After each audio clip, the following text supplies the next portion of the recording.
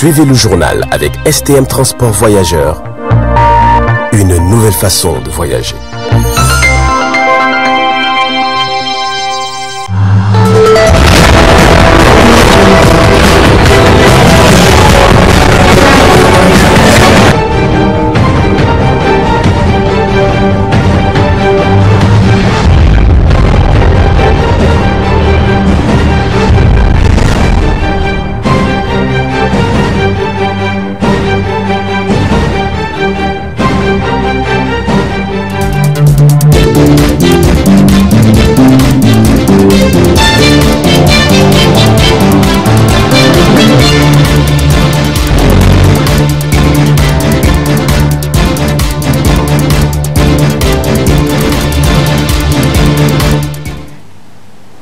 Bonsoir à tous et bienvenue à cette édition du soir sur la télévision Tambara. La Direction générale des impôts et le Conseil de la ville de Niamey ont procédé ce matin à la salle du Conseil de la ville de Niamey au lancement de la campagne nationale de sensibilisation sur les impôts fonciers. Suivons le compte rendu. Cette campagne s'inscrit dans le cadre de la sensibilisation de la Direction générale des impôts en partenariat avec le Conseil de la ville de Niamey. Une campagne nationale visant à mobiliser des ressources foncières. Je voudrais qu'on comprenne déjà que la DGI est un outil de l'État au service de la population et donc de la collectivité que nous représentons. Les impôts dont il est question sont des impôts qui sont partagés, parfois équitablement entre l'État et la collectivité territoriale. Ça veut dire que nous tous, nous avons intérêt à ce que cet impôt soit recouvré à 100%. Pour qu'il le soit, il faut l'engagement de chacun et de tous. Je vais donc vous demander, puisque vous m'avez porté à la tête de la ville de Niamey pour cela, vous demander de vous faire violence pour que partout où il y a un impôt foncier qui est dû à l'État du Niger, qu'on puisse aider la DGI à le recouvrer. On peut le faire de plusieurs manières.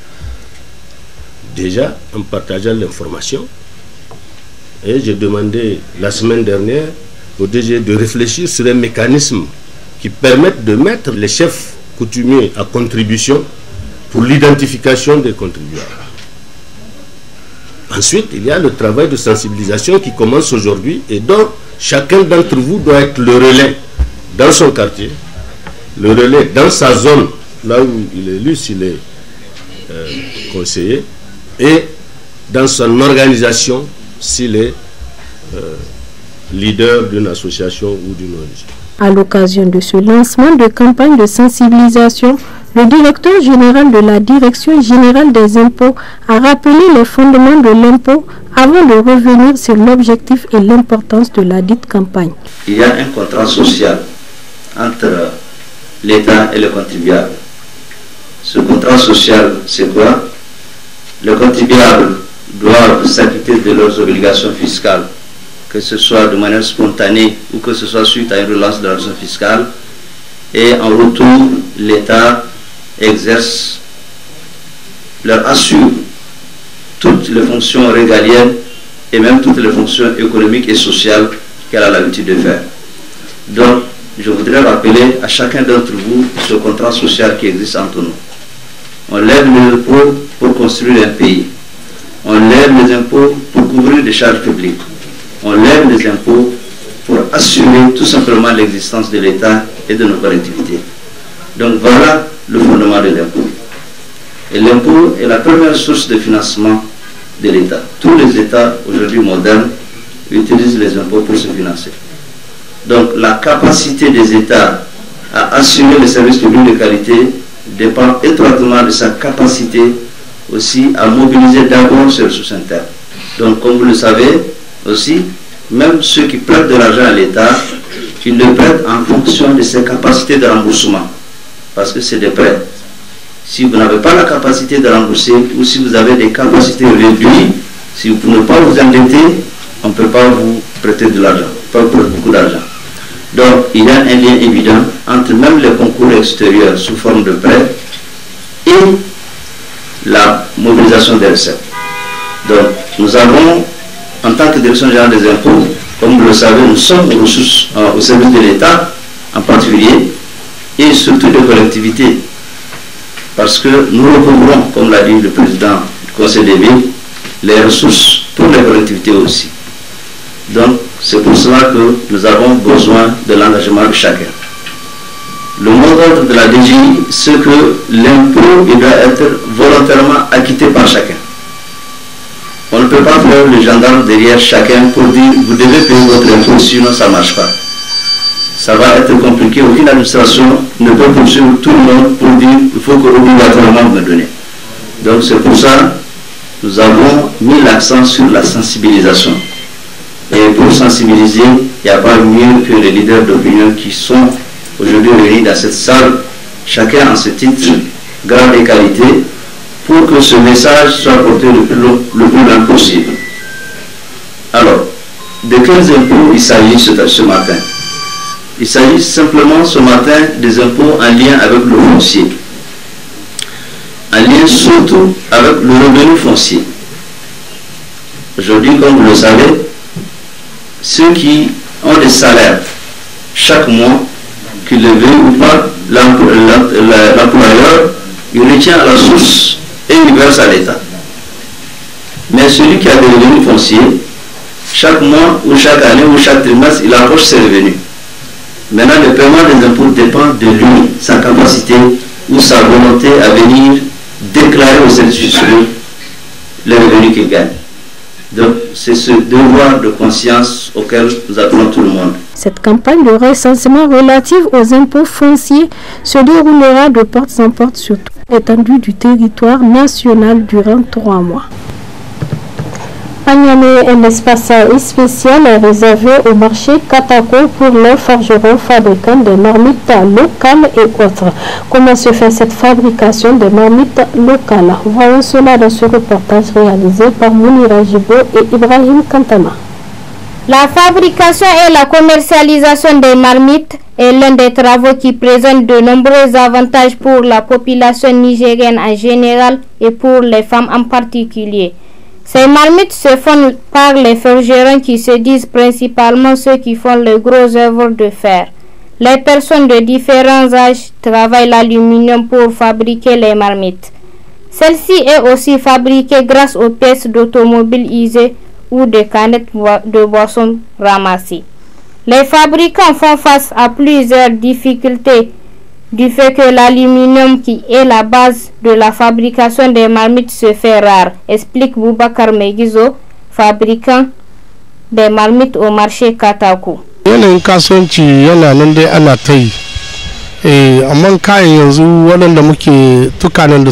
effets qu'ont fait les marmites avec sont devenus chers. Au temps de Kounché, on importe l'aluminium du Nigeria. Mais maintenant, le Niger a évolué en termes d'aluminium, car on exporte ça aux pays voisins comme le Togo. Maintenant, nous sommes confrontés à une difficulté car l'aluminium nigérien est devenu une perle rare pour les fabricants nigériens du fait que les Indiens viennent acheter l'aluminium pour envoyer dans leur pays. C'est ce qui fait que les marmites sont devenues chères et les femmes se plaignent.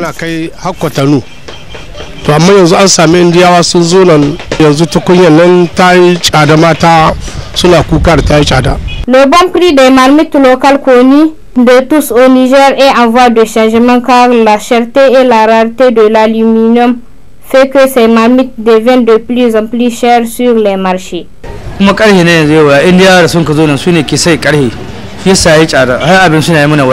marmites sont devenues chères à cause des Indiens qui achètent la grande majorité de l'aluminium. Le marché, on remercie le bon Dieu car les projets viennent acheter les marmites pour les migrants et aussi la population.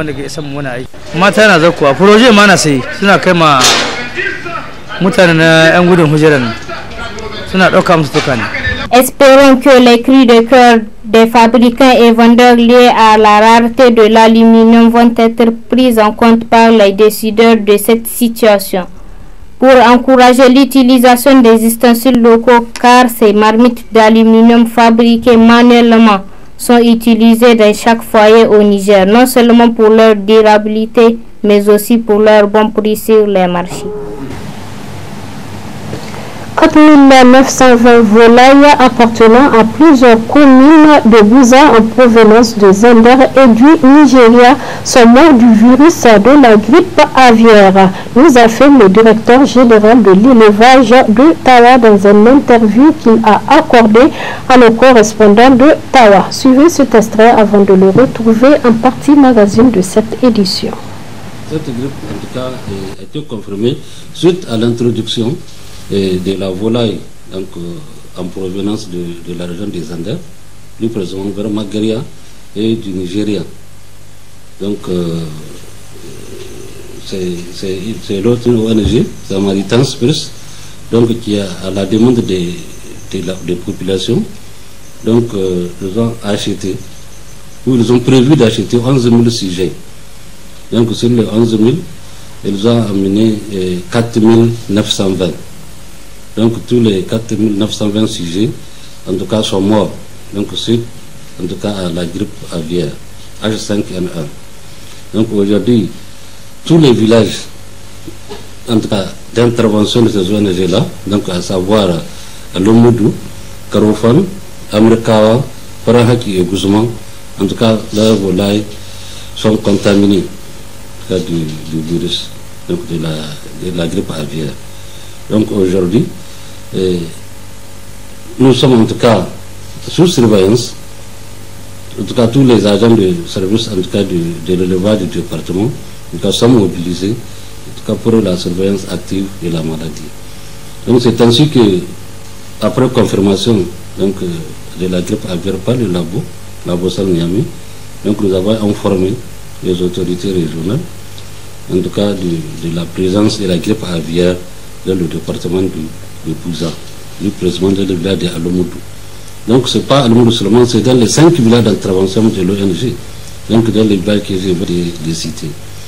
Donc c'est ainsi que j'ai effectué une mission, donc avec le directeur régional de la Bossel Tawa, accompagné du directeur départemental de l'élevage de Bouza et du vétérinaire chargé du service vétérinaire de proximité et privé de proximité. Donc nous sommes rendus sur le lieu. Nous avons trouvé en tout cas les deux responsables de l'ONG, Samaritans, à qui nous avons posé des questions. Donc nous avons fait comprendre effectivement que ce sont des sujets en provenance donc, de la région des Andes et une partie du Nigeria. Je vous invite à suivre la deuxième étape de la Umura chez Ambali Voyage. Avec ce reportage, découvrez comment Ambali Voyage reste auprès de ses pèlerins pour les aider à faire les rituels. لبيك اللهم لبيك لبيك اللهم لبيك لبيك لا شريك لك لبيك لا شريك لك لبيك إن الحمد والنعمة. Les pèlerins de l'Alliance Ambali Voyage ont eu l'opportunité d'effectuer les visites aux Ziyara dans la ville sainte de Médine comme prévu au cours de cette Umrah qui se déroule du 22 décembre 2022 au 6 janvier 2023. Des visites effectuées avec des encadreurs expérimentés, animés par la volonté de faire comprendre aux pèlerins la vie du prophète Mohammed, paix et salut sur lui, et les moments historiques de la religion musulmane.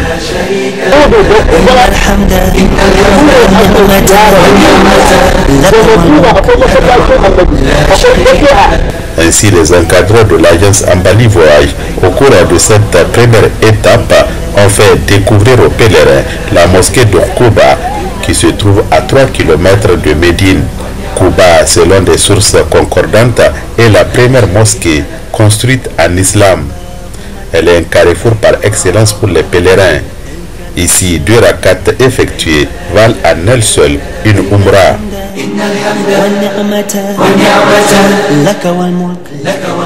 Les pèlerins visitent par la suite la mosquée de Kibleten ou la mosquée dite des 2 minarets.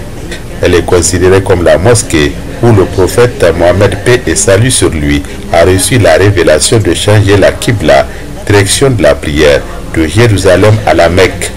La mosquée Kibleten fait partie aussi des premières mosquées de Médine. Autre lieu visité, le cimetière Al-Baqi, le plus ancien et le plus important cimetière islamique de l'histoire, abritant les tombes de plusieurs proches, mais aussi et surtout les compagnons du prophète, paix et salut sur lui, qui trouvèrent la mort à la bataille de Uhud, un mont situé non loin de Médine et rendu célèbre par la bataille qui s'y déroula 3 ans après l'Hégire en l'an 625.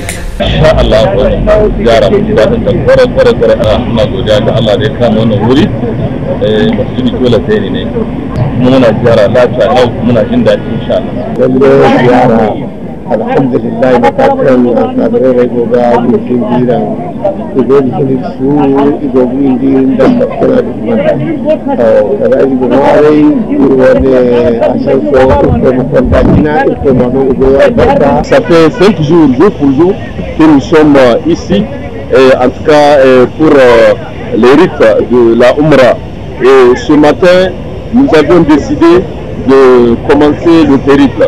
C'est ainsi que nous sommes là ce matin à Cuba. Médine, ville accueillante, d'apaisement spirituel et symbole de l'islam, est la capitale où le prophète Mohammed, paix et salut sur lui, s'installa pour faire rayonner les lumières de l'islam après avoir été obligé de quitter la Mecque, sa ville natale. Après ces visites, les pèlerins de l'agence Ambali Voyage se prépareront pour l'accomplissement de la Umrah à la Mecque, la ville de la grande mosquée Al-Haram qui abrite la Kaaba avec la même ferveur religieuse. Ambali Voyage, une fierté nationale.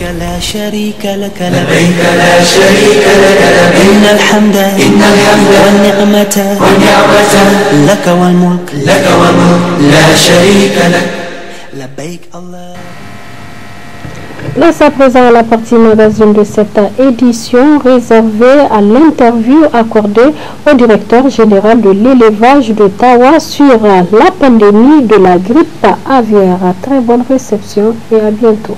Il a été confirmé un foyer de grippe de l'influenza aviaire, et communément appelée grippe aviaire, donc H5N1, donc dans le village de Alomoudou, et commune de Kalofan, département de... Cette grippe, en tout cas, a été confirmée suite à l'introduction de la volaille en provenance de la région des Andes, plus précisément vers Magaria et du Nigeria.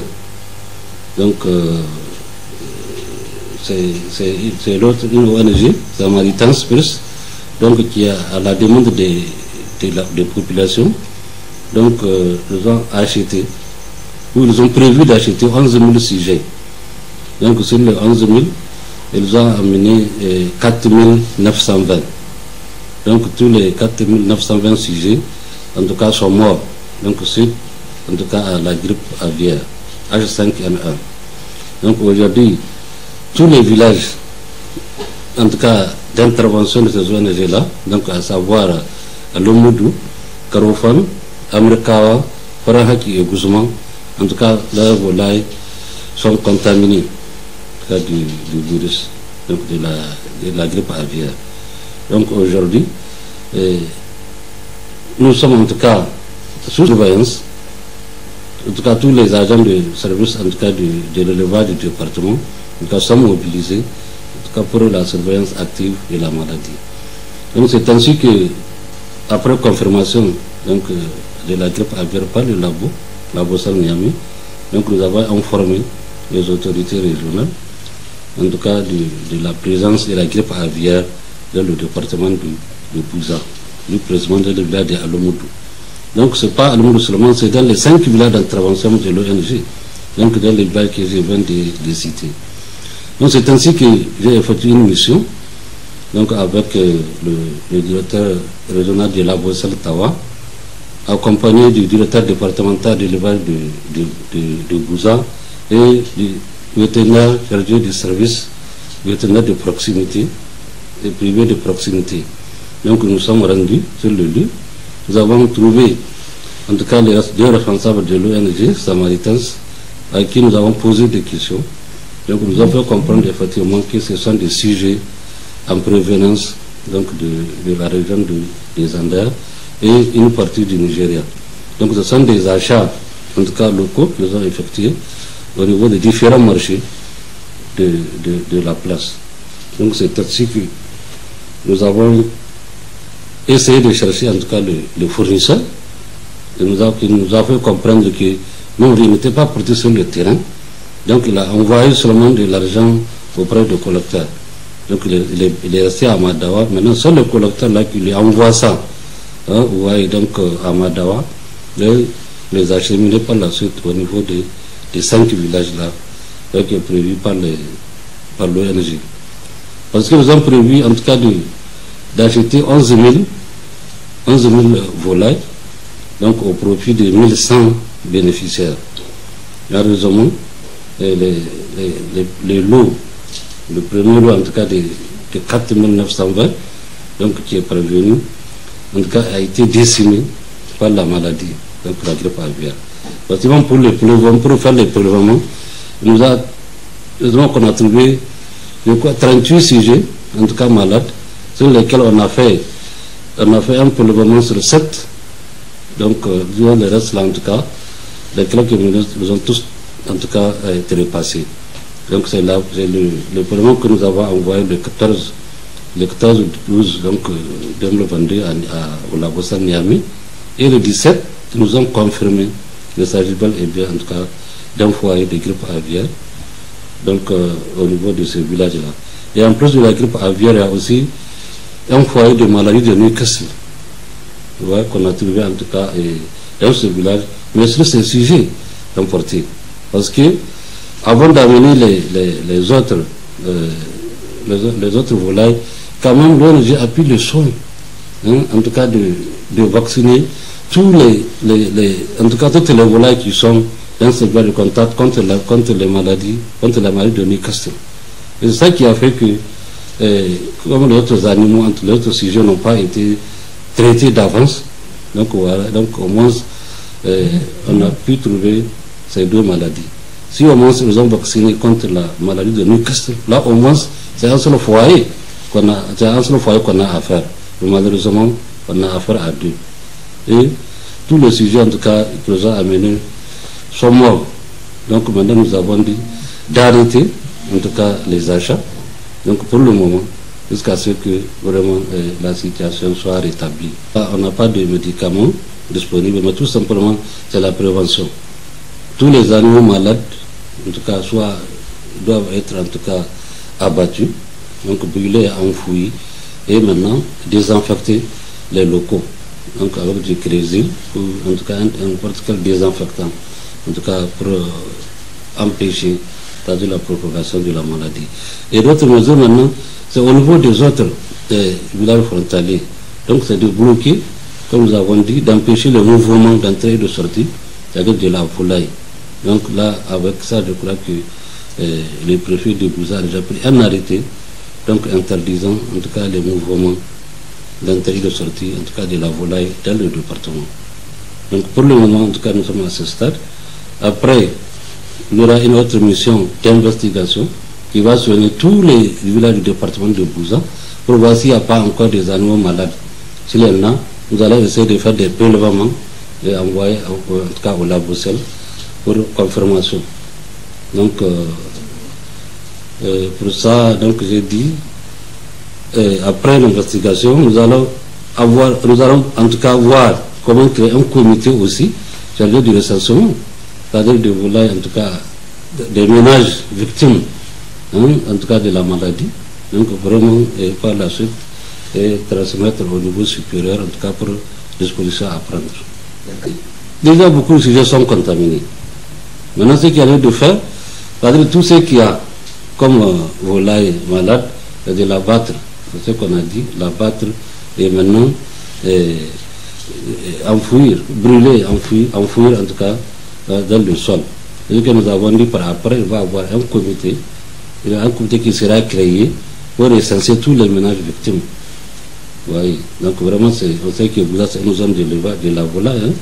Donc, par rapport à ça, le Pradel qui a construit un marché à bétail, à volaille au niveau du marché de Carrefour, et vraiment qui donne très bien, qui marche très bien. Tout le monde reconnaît qu'il y a vraiment de la volaille sur le marché de Carrefour. Nous, c'est ça qui nous dérange, parce que Carrefour, c'est un marché important de volaille. Donc ça veut dire que maintenant, avant que la maladie ne soit déclenchée, donc c'est possible qu'il y a des sujets malades qui sont sortis hors de la commune. Donc tout ça, là, nous allons essayer de suivre ça. Donc tous les départements sont alertés, donc en tout cas en ce qui concerne la maladie. Bon, dans tous les cas, H5N1, en tout cas, ça concerne plus les oiseaux. Mais pour nos mesures de prudence, donc ils ont vraiment d'éviter le contact, hein, en tout cas avec les animaux malades, et de prendre disposition, c'est-à-dire le lavage des mains, donc à tout moment. Et maintenant, vous voyez ici, c'est dans un village avec les professionnels, et des fois en tout cas des combinaisons, c'est-à-dire de protection. Mais pour le moment, nous disons à la population de ne pas en tout cas manger en tout cas de la volaille malade. Et s'il y a des animaux malades, c'est de saisir automatiquement le service de l'élevage, hein, pour qu'on se déplace en tout cas par le moment. Il ne s'agit pas en tout cas de la grippe au niveau de ce village-là. Voilà en tout cas pour le moment les instructions que nous avons données et que vraiment nous les suivons pas à pas.